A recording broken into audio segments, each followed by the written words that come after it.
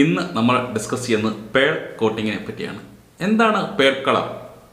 Pearl colour എന്ന് വെച്ചാൽ മറ്റൊന്നുമല്ല, ഓറഞ്ചും യെല്ലോയും ചേർന്ന ഒരു ചെറിയ മിക്സ്ചർ. ഇതിനെയാണ് പേൾ കളർ എന്ന് പറയുന്നത്. ഇത് നമ്മളുടെ ഓട്ടോമൊബൈൽ രംഗത്ത് എന്താണ് ഇതിന് പ്രാധാന്യം? നമ്മൾക്കറിയാം, ഇന്ന് നമ്മളുടെ വാഹനങ്ങളിൽ ഒരു 1/3 കാറോളം വൈറ്റ് കളറുകളാണ്. എന്നാൽ അതിൽ തന്നെ ന്യൂ ജനറേഷൻ കാറുകൾ എല്ലാം തന്നെ പേൾ കോട്ട് അടിച്ചിട്ടാണ് ഇന്ന് സാധാരണ നിരത്തിലേക്ക് ഇറങ്ങുന്നത്. ഇത് ഒരു സൺഷൈൻ കിട്ടുമ്പോഴും നല്ല നല്ല വെയിലത്ത് കിടക്കുമ്പോഴും പ്രത്യേകിച്ച് അപ്പിയറൻസ് ഇതിന് കിട്ടുന്നു. ഇതിനു വേണ്ടിയാണ് നമ്മൾ പേൾ കോട്ട് അപ്ലൈ ചെയ്യുന്നത്.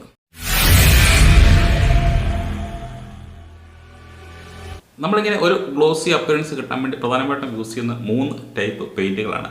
ഇത് ഏതൊക്കെയാണെന്ന് നമുക്കൊന്ന് നോക്കാം. ഒന്ന് മെറ്റാലിക് പെയിൻറ്റ്, രണ്ടാമത്തത് ക്യാൻഡി പെയിൻറ്റ്, മൂന്നാമത്തതാണ് പേൾ കളർ പെയിൻറ്റ്. ചെറിയ മെറ്റൽ ഫ്ലേക്സ് ഉപയോഗിച്ചുകൊണ്ട് പെയിൻറ്റിൻ്റെ അപ്പിയറൻസ് കൂട്ടുന്നതാണ് മെറ്റാലിക് പെയിൻറ്റ് എന്ന് പറയുന്നത്. ഇനിയുള്ളത് ക്യാൻഡി പെയിൻ്റ് ആണ്. ക്യാൻഡി പെയിൻറ്റിനെ പറ്റി പലരും കേട്ടിട്ടുണ്ടാവും. ഇത് ഒരു മിഡ് കോട്ട് പെയിൻറ്റ് തന്നെയാണ്. അതായത് clear coat tinted with colour. അങ്ങനെ ഒരു ട്രാൻസ്പെറൻറ്റ് അപ്പിയറൻസ് ഇതിന് കിട്ടുന്നു എന്നുള്ളതാണ് ഇതിൻ്റെ പ്രത്യേകത. ഇതിൽ സാധാരണയായിട്ട് നമ്മൾ ഉപയോഗിക്കുന്ന ബേസ് കളർ എന്ന് പറയുന്നത് ബ്ലാക്ക് അല്ലെങ്കിൽ സിൽവർ ആയിരിക്കും. സൺലൈറ്റ് ക്യാൻഡി കോട്ടിലൂടെ കടന്ന് ഈ ബേസ് കളർ തട്ടി റിഫ്ലക്റ്റ് ചെയ്യുമ്പോഴാണ് ശരിക്കുമുള്ള ആ ക്യാൻഡി അപ്പിയറൻസ് നമുക്ക് ലഭിക്കുന്നത്. ഈ പറഞ്ഞത് നമുക്ക് പെയിൻറ്റ് അടിക്കാൻ ഏറ്റവും എളുപ്പം മെറ്റാലിക് പെയിൻ്റ് ആണ്, ഏറ്റവും ബുദ്ധിമുട്ട് ക്യാൻഡി പെയിൻറ്റുമാണ്. ക്യാൻഡി പെയിൻറ്റ് അടിക്കാൻ ഇത്ര എക്സ്പീരിയൻസ് ആവശ്യമാണ്. കുറച്ച് പെയിൻറ്റിങ് പരിചയമുള്ളവർ മാത്രം ക്യാൻഡി പെയിൻറ്റ് ചെയ്യുന്നതാണ് നല്ലത്. ഇനി പേൾ കോട്ട് എന്ന് വെച്ചാൽ സെറാമിക് മൈക്ക ഫ്ലേക്സ് ഉപയോഗിച്ചുകൊണ്ട് പെയിൻറ്റിന് ഒരു അഡീഷണൽ അപ്പിയറൻസ് ഉണ്ടാക്കുക എന്നുള്ളതാണ്. സോ സൺലൈറ്റ് ഇതിൽ തട്ടി റിഫ്ലക്റ്റ് ചെയ്യുമ്പോൾ ഒരു നല്ല അപ്പിയറൻസ് ആണ് ഇതിന് ഉണ്ടാവുക. ഈ ഫ്ലേക്സ് എന്നൊന്നും കേട്ട് പേടിക്കേണ്ട. ഇത് മറ്റൊന്നുമല്ല, നമ്മൾ ഈ സാധാരണ ഡാൻസിനൊക്കെ കൊച്ചു കുട്ടികൾ അപ്ലൈ ചെയ്യുന്ന ചെറിയ പൊടികൾ, മുഖത്തൊക്കെ പൊടികൾ, കളറുള്ള പൊടികൾ നമ്മൾ കാണാറുണ്ട്. ഇതുപോലെ തന്നെ മറ്റൊരു ഐറ്റമാണ് ഈ ഫ്ലേക്സ് എന്നതുകൊണ്ട് ഉദ്ദേശിക്കുന്നത്. പേൾ കോട്ട് ഇതുവരെ അടിച്ചിട്ടുള്ളവർക്കാണെങ്കിൽ അറിയാൻ പറ്റും, ഇത് അടിക്കുന്നത് ബേസ് കോട്ടിനും ക്ലിയർ കോട്ടിനും ഇടയിലായിട്ടാണ്.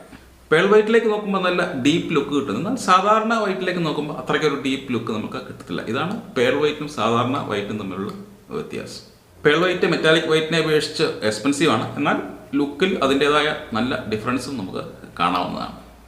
ഇനി എങ്ങനെയാണ് പേൾ കോട്ട് അടിക്കുന്നതെന്ന് നോക്കാം. പേൾ കോട്ടായാലും സാധാരണ സോളിഡ് കോട്ടായാലും ശരി, നമ്മൾ initial process up to base coat വരെ സെയിം ആണ്.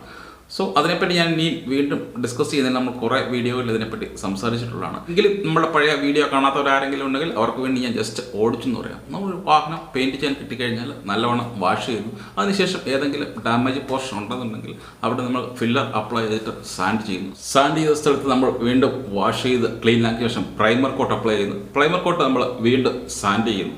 സാൻഡ് ചെയ്ത ശേഷമാണ് നമ്മൾ ബേസ് കോട്ട് അടിക്കുന്നത്. സോ ഇതുവരെയുള്ള പ്രൊസീജിയർ 2 ടൈപ്പ് പെയിൻറ്റിലും സെയിം ആണ്. പേൾ കോട്ടായാലും നോർമൽ പെയിൻ്റ് ആയാലും. പേൾ കോട്ടിങ് നമ്മൾ സാധാരണ ബേസ് കോട്ട് ചെയ്യുമ്പോൾ 2 കോട്ട് ബേസ് കോട്ട് ചെയ്യാറുണ്ട്. അതിനുശേഷം നമ്മൾ അപ്ലൈ ചെയ്യുന്നത് പേൾ കോട്ടാണ്. ഈ പേൾ കോട്ട് അടിച്ച ശേഷമാണ് നമ്മൾ ക്ലിയർ കോട്ട് അടിക്കുന്നത്. ഇങ്ങനെയാണ് പേൾ കോട്ട് അടിക്കുന്നതിൻ്റെ ഒരു ജനറൽ പ്രൊസീജിയർ. പേൾ കോട്ടിങ് പ്രോസസ്സിലേക്ക് ഡീറ്റെയിൽഡ് ആയിട്ട് കടന്നു കഴിഞ്ഞാൽ ജസ്റ്റ് അതിൻ്റെ ഒരു ഔട്ട്ലൈൻ ഞാൻ ആദ്യം പറഞ്ഞുതരാം. മുമ്പ് പറഞ്ഞ പോലെ തന്നെ പ്രിപ്പറേഷൻ, അതിനുശേഷം ബേസ് കോട്ട്, അതിനുശേഷം ബേസ് കോട്ട് ഡ്രൈ ആവാൻ വേണ്ടി വെയിറ്റ് ചെയ്യുന്നു. ഡ്രൈ ആയ ശേഷം നമ്മൾ മൈക്ക ഫ്ലേക്സ് ഉള്ള കോട്ട് അപ്ലൈ ചെയ്യുന്നു, അല്ലെങ്കിൽ പേൾ കോട്ട് അപ്ലൈ ചെയ്യുന്നു. അത് വീണ്ടും ഡ്രൈ ആവാൻ വേണ്ടി വെയിറ്റ് ചെയ്യുന്നു. അതിനുശേഷം ക്ലിയർ കോട്ട് അടിക്കുന്നു. ക്ലിയർ കോട്ട് സാധാരണ 2 കോട്ടാണ് അടിക്കാറുള്ളത്. ഇനി ഈ ഓരോ പ്രോസസ്സും ശ്രദ്ധിക്കേണ്ട കാര്യങ്ങൾ എന്തൊക്കെയാണെന്ന് നോക്കാം.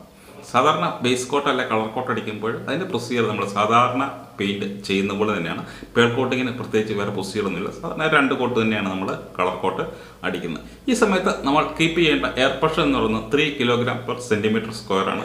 അതുപോലെ തന്നെ സ്പ്രേ ഗൺ നമ്മൾ ഏകദേശം 15 cm ഡിസ്റ്റൻസിലാണ് കീപ്പ് ചെയ്യേണ്ടത്. ഇത് രണ്ടുമാണ് നമ്മൾ ബേസ് കോട്ട് അടിക്കുമ്പോൾ ശ്രദ്ധിക്കേണ്ട പ്രധാനപ്പെട്ട കാര്യങ്ങൾ.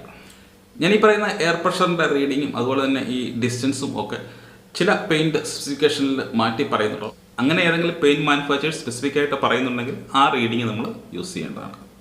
ബേസ് കോട്ട് അടിച്ചു കഴിഞ്ഞാൽ അടുത്ത് നമുക്ക് ഡ്രൈ ആവാൻ വേണ്ടിയുള്ള ടൈമാണ്. ഇതിനെ നമ്മൾ സാധാരണ ഫ്ലാഷ് ടൈം എന്നാണ് പറയുന്നത്. ഈ ഫ്ലാഷ് ടൈം എന്നത് ഒരു 2K പെയിൻറ്റ് ആണെന്നുണ്ടെങ്കിൽ 20 ഡിഗ്രി സെൻറ്റിഗ്രേഡ് ഉള്ള ഒരു സ്ഥലമാണെങ്കിൽ 10 മിനിറ്റ്സ് മാത്രം മതിയാകും.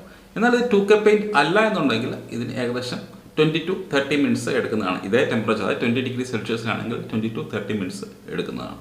ഇനി നമ്മുടെ പെയിൻറ്റ് ബൂത്തൊക്കെ ഉണ്ടെങ്കിൽ ഒരു 60 ഡിഗ്രി ടെമ്പറേച്ചർ ഇടുകയാണെങ്കിൽ 10 മിനിറ്റ് കൊണ്ട് തന്നെ നമുക്ക് ഇത് ഡ്രൈ ആയി കിട്ടുന്നതാണ്.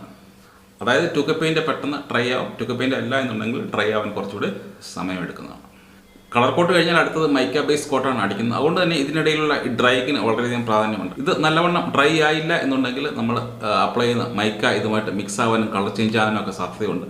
എന്നാൽ ഇത് ഓവറായി ഡ്രൈ ആയി കഴിഞ്ഞാൽ നമ്മൾ മൈക്ക ഫ്ലേക്സ് അപ്ലൈ ചെയ്യുമ്പോൾ ഇത് നല്ല രീതിയിൽ പറ്റി പിടിക്കാതിരിക്കാനുള്ള സാധ്യതയും ഉണ്ട്. അതുകൊണ്ട് കറക്റ്റ് ഡ്രൈയിങ് ടൈം കീപ്പ് ചെയ്യുക എന്നുള്ളത് പേൾ കോട്ടിങ്ങിൽ വളരെ ഇമ്പോർട്ടൻ്റ് ആണല്ലോ. ഇനി അടുത്തത് നമ്മൾ ചെയ്യുന്നത് മൈക്ക ഫ്ലേക്സ് അപ്ലൈ ചെയ്യണം, അല്ലെങ്കിൽ പേൾ കോട്ട് അപ്ലൈ ചെയ്യണം. നമ്മൾ അടിച്ച ബേസ് കളർ കോട്ടിൽ എന്തെങ്കിലും ഡസ്റ്റ് ഉണ്ടോ എന്ന് കംപ്ലീറ്റ് ചെക്ക് ചെയ്ത് ഉറപ്പ് വരുത്തേണ്ടതാണ്. അതിനുശേഷം മാത്രമേ നമ്മൾ മൈക്ക കോട്ടിങ് അപ്ലൈ ചെയ്യാൻ ശ്രമിക്കുക. കാരണം എന്തെങ്കിലും ഡസ്റ്റ് ഇതിൻ്റെ പുറത്ത് ഉണ്ടെന്നുണ്ടെങ്കിൽ നമ്മൾ മൈക്ക കോട്ട് ഇതിൻ്റെ പുറത്ത് അപ്ലൈ ചെയ്താലും ഈ മൈക്ക കോട്ട് ട്രാൻസ്പെറൻ്റ് ആയതുകൊണ്ട് ഇത് പുറത്തേക്ക് എടുത്ത് കാണിക്കും. സോ ബേസ് കളർ കോട്ട് അടിച്ചു കഴിഞ്ഞാൽ ഫുള്ളായിട്ട് ചെക്ക് ചെയ്ത് ഡസ്റ്റ് ഫ്രീ ആണെന്ന് ഉറപ്പാക്കിയ ശേഷം മാത്രം മൈക്ക കോട്ട് അപ്ലൈ ചെയ്യാൻ ശ്രദ്ധിക്കുക.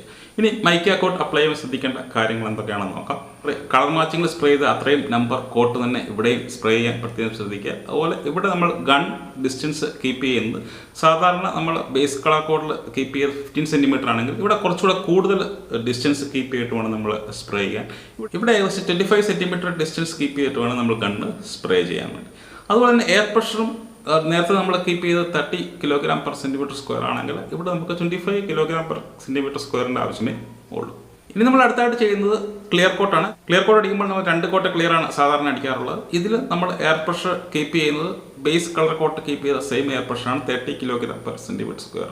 അതുപോലെ ഗഡ് ഡിസ്റ്റൻസും ബേസിന് അടിച്ച അതേ ഗഡ് ഡിസ്റ്റൻസ് നമുക്ക് കീപ്പ് ചെയ്യാവുന്നതാണ്. 15 to 20 സെൻറ്റിമീറ്റർ ഡിസ്റ്റൻസ് കീപ്പ് ചെയ്ത് നമുക്ക് സ്പ്രേ ചെയ്യാവുന്നതാണ്.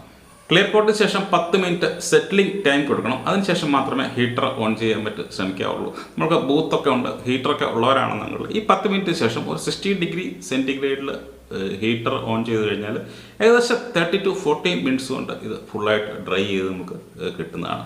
പേൾ കോട്ട് ചെയ്യുമ്പോൾ സാധാരണ നമുക്ക് 8ൻ്റെ പണികൾ ഇഷ്ടംപോലെ കിട്ടാറുണ്ട്. അതിൽ ഒന്നാണ് നമുക്ക് ബ്ലെൻഡ് ചെയ്യാൻ പറ്റാതെ വരിക എന്നുള്ളത്. ഒരു പാനലിൻ്റെ ഒരു ചെറിയ പോർഷനൊക്കെ നമ്മൾ പെയിൻറ്റ് ചെയ്യുകയാണെന്നുണ്ടെങ്കിൽ അപ്പുറവും ഇപ്പുറവുമായിട്ട് ബ്ലെൻഡ് ചെയ്യാൻ നമ്മൾ വളരെയധികം ബുദ്ധിമുട്ടും.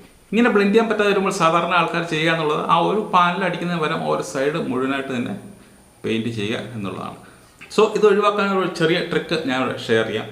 നമ്മുടെ കയ്യിലുള്ള ടോട്ടൽ പേൾ കോട്ട് അല്ലെങ്കിൽ മൈക്ക ഫ്ലേക്സിനെ 2ആയിട്ട് ഡിവൈഡ് ചെയ്യുക. ഇതിൽ ഒരു പോർഷൻ എടുത്തിട്ട് അതിലേക്ക് ഒരു 5% to 7% ബേസ് കളർ നമ്മൾ ആഡ് ചെയ്യുക.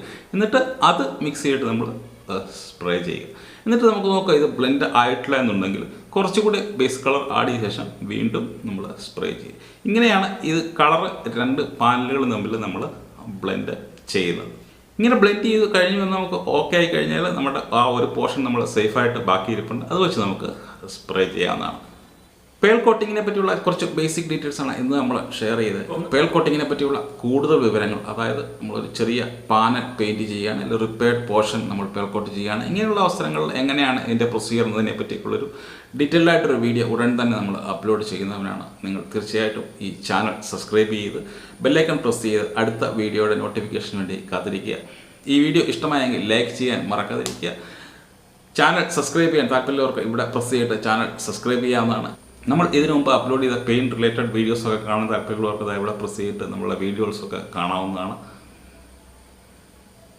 വീണ്ടും അടുത്ത വീഡിയോയിൽ കാണുമ്പോഴേക്കും thank you for watching. By.